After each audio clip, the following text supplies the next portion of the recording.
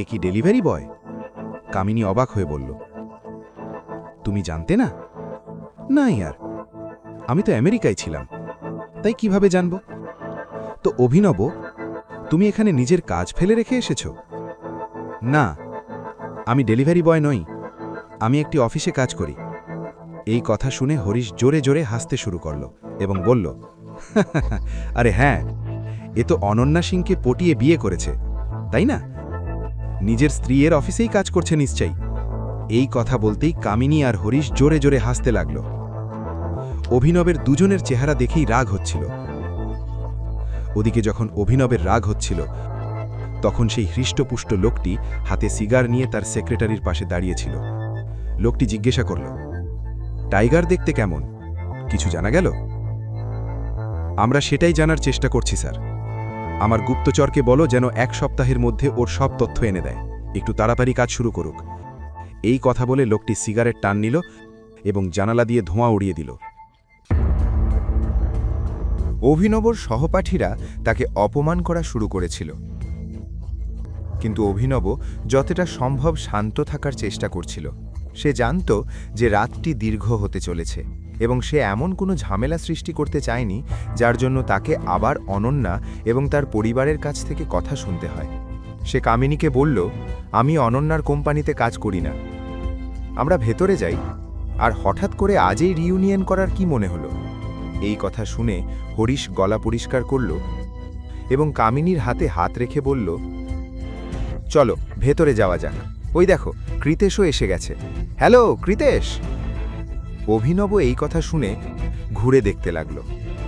কৃতেশ অভিনবের দিকে না তাকিয়ে পাশ কাটিয়ে চলে গেল। একজন ধনী বাবার সুদর্শন পুত্র কৃতেশ ছিল সবার প্রিয়। মেয়েরা তাকে বয়ফ্রেন্ড বানানোর স্বপ্ন দেখত এবং ছেলেরা তাকে প্রাণের বন্ধু মনে করত। হ্যালো পিপল, কৃতেশ উদ্দীপনার সাথে বলল। ঠিক তখনই তার চোখ অভিনবের সাথে মিলিত হলো এবং সে বলল, ওহো হো, আমি জানতাম না যে তুমিও এখানে আসতে চলেছ। হ্যালো কৃতেশ, অভিনব একটা কৃত্রিম হাসি দিয়ে বলল। তাহলে চলো পার্টি শুরু করা যাক, হরিশ বলল এবং সবাই ভেতরে চলে গেল। তারা সবাই একটা বড় হলঘরে পৌঁছেছিল। অনেক বছর পর অভিনব সেই মুখগুলো দেখছিল যারা কিছুদিন তার জীবন দুর্বিষহ করে তুলেছিল। যদিও আমরা চেষ্টা করেছিলাম যেন সবাই আসতে পারে, কিন্তু অনবোর্ড লিস্টের সবাই আসতে পারেনি। যারা আসেনি তারা দুর্ভাগ্যবান, আর যারা এসেছে আমি তাদের সবার পক্ষ থেকে কৃতেশকে ধন্যবাদ জানাতে চাই। থ্যাঙ্কস লর্ড কৃতেশ, তুমি না থাকলে এইসব হতো না, গিরিশ বলল। হ্যাঁ, কৃতেশের জন্যই আমরা এই হোটেলটি পেয়েছি, এই সব আমাদের জন্য। কৃতেশ, এখন বলো তো, এই সবের পেছনে কত খরচ হলো? কামিনী জিজ্ঞাসা করল। এই কথা শুনে কৃতেশের মুখে একটা লাজুক হাসি এলো এবং সে বলল, সবার আগে আপনাদের সবাইকে ধন্যবাদ। এরপর কৃতেশ কামিনীর কাছে এলো এবং ধীরে ধীরে তার কানে কিছু ফিসফিস করে বলল। কামিনী তার কথা শুনে হেসে যাচ্ছিল। অভিনব একটি মেয়ের পাশে এসে বসেছিল। সে তাকে চিনত বটে, কিন্তু তার নাম ভুলে গিয়েছিল। ঠিক তখনই একটি মেয়ে কামিনীকে বলল, আমি শুনেছি তুমি ওয়ার্ল্ড ট্যুরে গিয়েছিলে। কামিনী অহংকার ভরা হাসি দিয়ে বলল, হ্যাঁ, আমি এইমাত্র 10টি দেশ ঘুরে এলাম। আর কিছুদিন পর প্যারিস যাওয়ার কথা ভাবছি, আর এইবার তো আমিও ওর সাথে যাওয়ার কথা ভাবছি। ভারত থেকে বেশ বিরক্ত হয়ে গেছি, হরিশ বলল এবং হাসতে লাগল। অভিনব ছাড়া বাকি সবাই তাদের সাথে হাসছিল। ঠিক তখনই কামিনী কৃতেশের দিকে তাকিয়ে বলল, আচ্ছা, তুমি আজকাল কি করছো? আমি আপাতত ভারতেই থাকতে চলেছি। কিছু প্রজেক্ট চলছে, সেগুলোর ওপর কাজ করছি। পরে আমাদের অর্ডার প্লেস করা উচিত। যার যা খেতে বা পান করতে মন চায় অর্ডার করতে পারে। বন্ধুরা, বিল নিয়ে চিন্তা করো না, কৃতেশ বলল।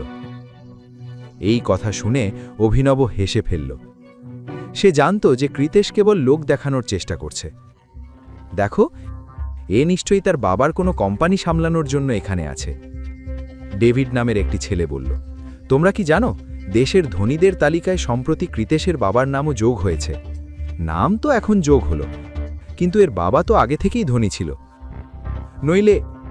ঠিক তখনই কামিনী বলল। তারা দুজন যেভাবে একে অপরের দিকে তাকাচ্ছিল তাতে মনে হচ্ছিল তাদের মধ্যে কিছু একটা চলছে। অভিনবর দৃষ্টি কেবল কৃতেশের ওপর ছিল। সময়ের সাথে সাথে তার অহংকার কমে যাওয়ার বদলে আরও বেয়ে গিয়েছিল।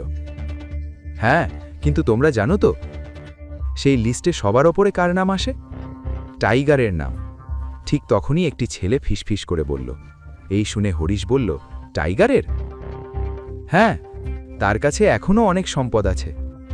টাইগার সবার ওপরে, আর তারপরেই আছে দিগপাল সিং রাওয়াত।